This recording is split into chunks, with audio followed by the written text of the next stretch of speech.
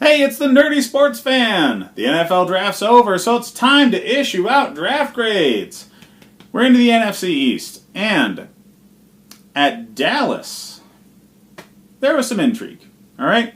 So, Tristan Hill, defensive tackle out of Central Florida, I thought could have gone later.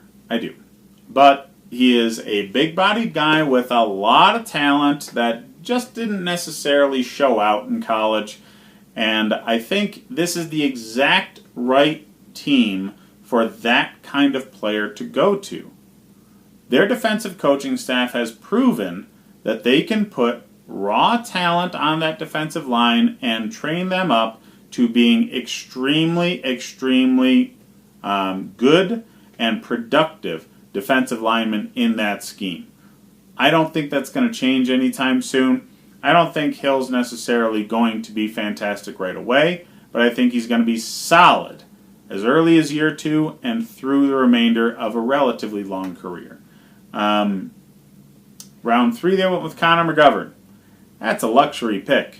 They didn't really need a lot on their offensive line. It's fantastic already. He's one of the better guards out of this draft. He's, depending on whose draft board you went through, 2nd to 4th best guard in this draft. So, yeah. Great value at the position you got him at. I just don't understand why you needed him.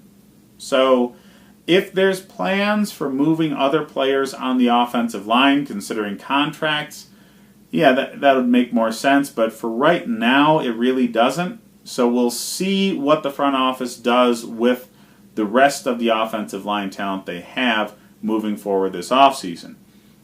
It smells like somebody's getting cut.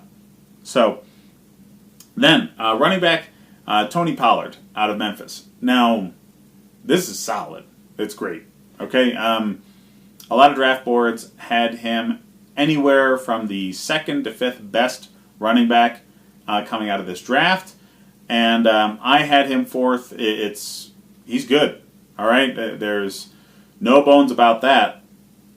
And you need somebody to lighten the load on Ezekiel Elliott. And look, Elliott's fantastic. And especially considering Gurley's injury and how much they're going to be overusing Saquon in Dallas, you got arguments for Ezekiel Elliott being the best running back in the league.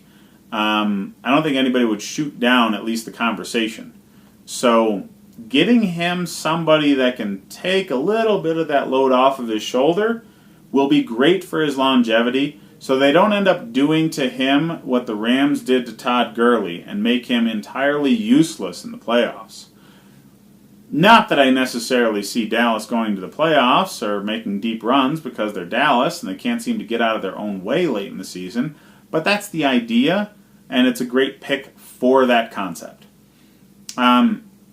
Later on, Michael Jackson. Now, I said in videos on this channel before that I would have loved to have seen Michael Jackson out of Miami and Michael Jordan out of Ohio State go to the same team. I think it's hilarious. But just drafting the guy is funny to me. He is okay. All right? He's not going to be a lockdown outside corner. He'll be a contributor at nickel. And he's a young guy, so he's going to get a lot of special teams play and, solid depth. Okay? From there, they went with Joe Jackson, defensive end out of Miami.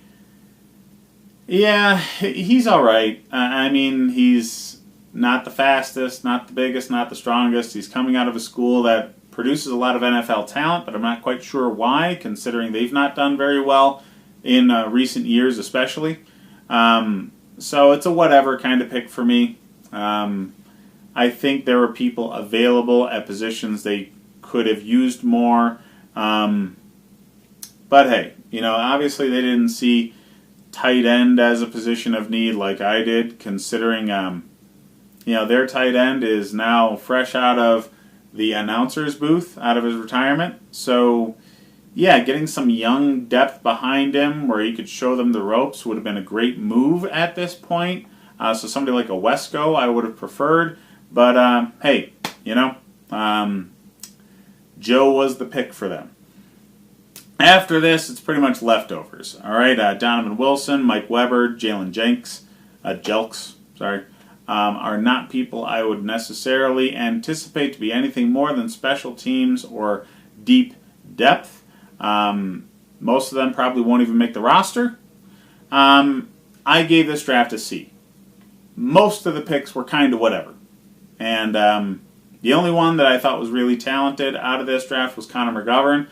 Definitely rated better than where they drafted him at, but they just don't have a need for him. So I don't necessarily know what they were doing in the front office in Dallas. They're probably thinking more about the fact that they got Amari Cooper for their first-round draft pick, which was great.